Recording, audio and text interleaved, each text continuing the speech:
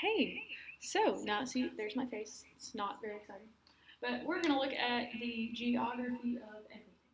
So mostly continents and oceans is what I'm very concerned about because I have 10th graders that still don't know where things are. So let's just make sure we go over this really quick. We have our continents, which are landforms that are separated based on geography and culture and ecosystems. Geography, culture, ecosystems.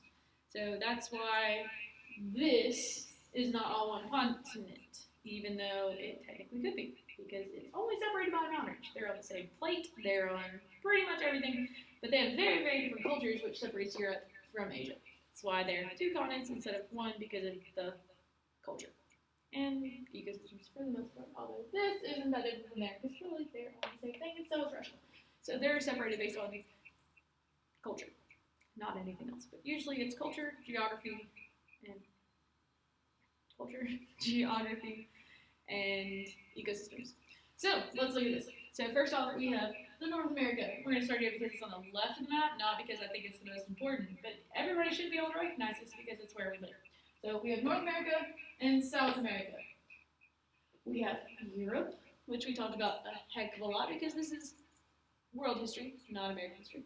So Europe is right above Africa, which is beside Asia, which this is all Asia. That's why it's the largest continent. So we have the Middle East, we have Southeast Asia, we have Asia. It's blocked out a lot based on culture because we didn't want to split them up. that's how that works.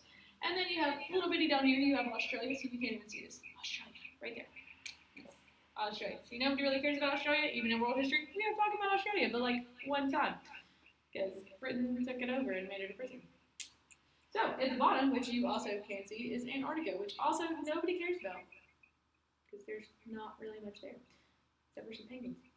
So penguins live down there, polar bears live up there. Fun facts, they're not in the same habitat. Penguins and researchers. That's all. So, rolling around the classroom, we're going to look at a timeline. Hello, Miss Bass. It's my friend. So, we're going to stop here. This is if you're in class, you can see the timeline over here. If you are not in class, it's okay because there's one on the agenda slide every single time. Every day, every unit, there's a timeline.